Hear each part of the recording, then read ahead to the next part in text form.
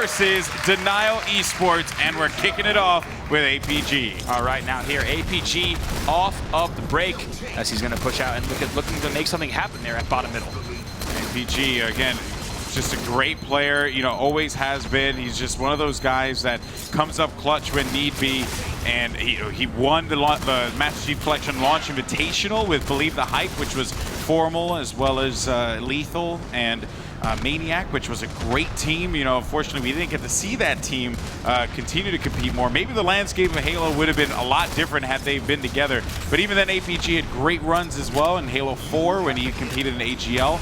Just a lot of history there. Even Hines, too. Hines was a part of that legendary ambush roster that just could not lose events. So, you know, lots of history with these players. Yes, indeed. Now over to Ogre 2. So it looks like Denial able to put some early points on the board. If we take a look at this from the series layout perspective, if you're betting on Denial playing the faster-paced games a little bit more efficiently, you're definitely picking the red team here, Denial, to win this. But CLG will look to steal this game from them, as Ogre 2 doing work with the shotgun. Yeah, man, clearing out green, that's big for them. Getting that side base, right? You find players who are spawning on the outside, though, so it's going to be good shots for Ogre 2, and he's really just been playing great throughout this respawn, taking advantage of every opportunity, supporting his teammates as best he can. You honestly cannot ask for a better teammate in Ogre 2, especially with the run he has right now.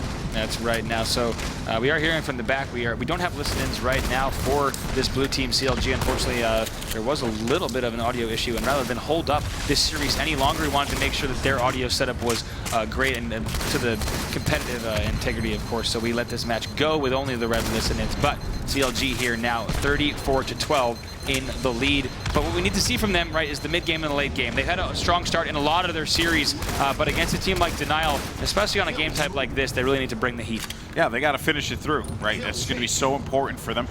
Ogre 2 looking around. He has Royal 2 to his left, so he does make the call out. Royal 2's looking to just push forward to red, and he has another teammate as well, and I think he got the call out that there could be a charge on the portal, so that's why he's just playing this one slow, and he's still on this same run, has that shotgun, has just been absolutely deadly, but finally will fall 46-12. Chig will fall as well. Denial needs to get some points on the board. They look good at the beginning, but that was only the start. That was a great run from Ogre 2, and you saw for a moment when he was hanging out by the portal that the action looked a little bit slow. And what that's going to indicate to you is that Denial is actually slowing the game down themselves to set up. So anytime that you're not seeing a player in an engagement within 10 seconds, what that generally tells you is that is that Denial is slowing things down. They're waiting at the respawn. They're not actually showing it all, and they're slowing it down to push. And sometimes that's what you need to do, but in a game like King of the Hill, it's very costly. Especially when you play against a team that you've played so many times in the past, right? I mean, there's just so many things that you have to keep in mind. I mean, you saw that stat right there. Last time CLG met Denial, CLG won 3-2, right? So, you know, these guys are no strangers to going the distance. It's just how they happen to battle out against each other. It always pans out like that because they're such a neck-and-neck team.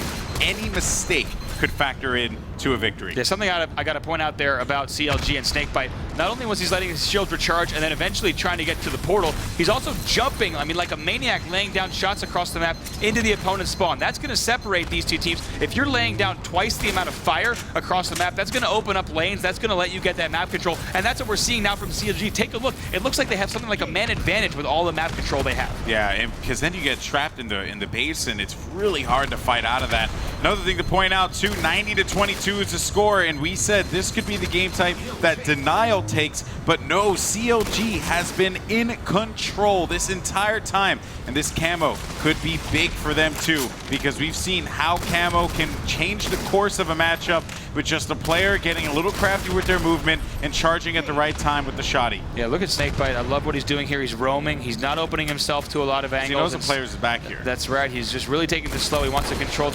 Look at that. Almost got back whacked by Mikwin, but instead lays that shotgun to the face. CLG crosses the 100-point threshold now, 111-26. Denial has been shut down for the better part of this matchup.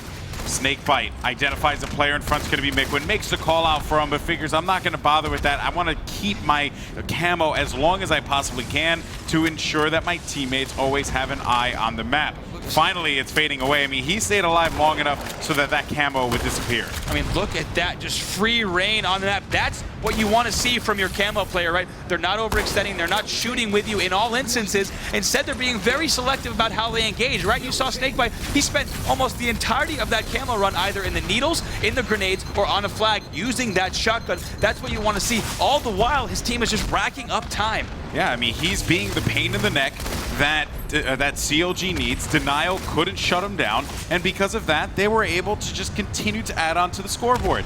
I mean, it's as simple as that, right? Now we're going into this next rotation here. It's going to go to the A rotation. Nade's flying in. Ogre 2 having to abandon ship, but 100-point lead for CLG. Denial have not been able to get near that objective. As soon as they even think that they have an opportunity to, CLG just stops them right in their tracks. My, look What at a Ogre shot. 2 picking up that hill defense medal. Perfect shots on Heinz there, as it looks like Denial cannot answer back. Like you said, over 100-point lead, but this hill's about to move to B, so in a moment, we'll go ahead and switch over there to Denial and Mikwin. 51 points as well that Ogre 2 has gotten. I don't know who the other player, I didn't get to see that one just yet, but wow. I mean, CLG, just the control that they have. Cloud playing the objective a lot for CLG there too, and you know, that, when you have that call and you're like, hey, I'm taking care of this, jump into the objective and play that real selfless kind of style, it's really thrived for CLG here. Chick though, he manages to survive on that one. Good shots with the BR. He did have a little bit of help there, and maybe this is the opportunity that they needed, getting that camo, and let's see if maybe this is the run Denial can begin so that they can come back into it. Oh man, never mind. And perfectly weaving in and out of those pillars to stay alive. However, it was all for naught as he is taken down. But one thing I have to point out about CLG, Golden Boy, is oftentimes you see them rolling together. When we were on board with Ogre 2 during that shotgun spree in the portal, every time you wanted to take out an opponent, they would port together, they'd get 2 angles on someone, and they'd get the kill. When you start to actually look at a game of Halo like that, almost like chess, that you need to move together to take out these players one by one, that's how CLG is able to break this game down in their head, and that's the reason they have such a huge lead. Yeah, they really have they've dismantled them. They've dismantled Denial, which I did not think would happen on Warlord, plain and simple. I thought that Denial, this was a game type that they could take. You know, maybe there's something I don't know, right? I mean, to players who have a tendency to say, oh, that we suck at this map and we're better at this map than others, you know. But CLG, I mean, they outplayed Denial at the beginning of this game. But here's the good part, though. The good part is there's a lot of time left on the clock, and Denial can come back into this game. They're down by less than 100 points, which is good for them.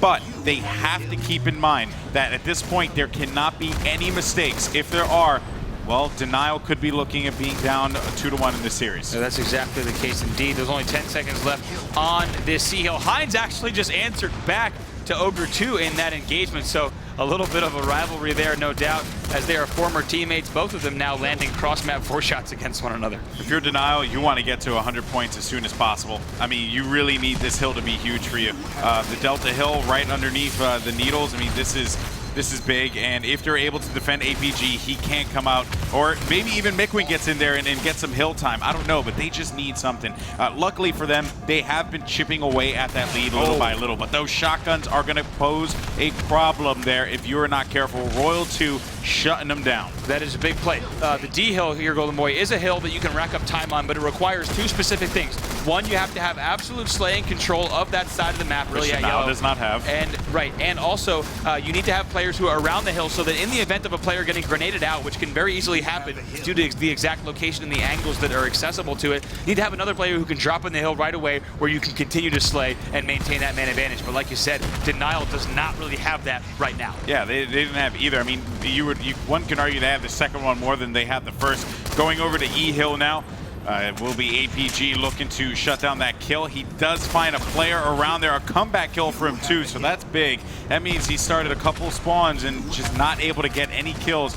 Playing real objective-minded as well, just trying to get the points, and at the very least, they're slowly but surely coming back into it, but they're so far out, and I believe I saw 4 down for Denial, so yes. I don't even know if at this point they even have that capability to outslay them here if they're getting 4 down like that this late. That's really the scenario that we were just talking about. Snakebite off of the spawn, immediately charges the hill, chucking grenades, and then trades with another player. It's so easy for CLG to push across the map and break up that D setup now. But take a look at the time. They grabbed a ton of time in E. Look at this, 184 to 83, still a 100-point lead. 15 points here, and then they can end up winning this one. This is dangerous for CLG. CLG just got shut down for the better portion of this game, and they're just living inside of the hill. It's moving over to A, and they can get this time. You have Royal 2 with the shotgun. 6 points remaining here for them to get access to that hill and get control of it, and it seems like that's exactly going to be the case as 2 members of CLG are going to perch around the top middle, and we have what, actually I think he dropped out, and no one has racked up time just yet. No, it's going to be Snakebite here who's going to get that last time. He was actually waiting just outside the hill there, and that's going to be it. CLG is going to take game number 3.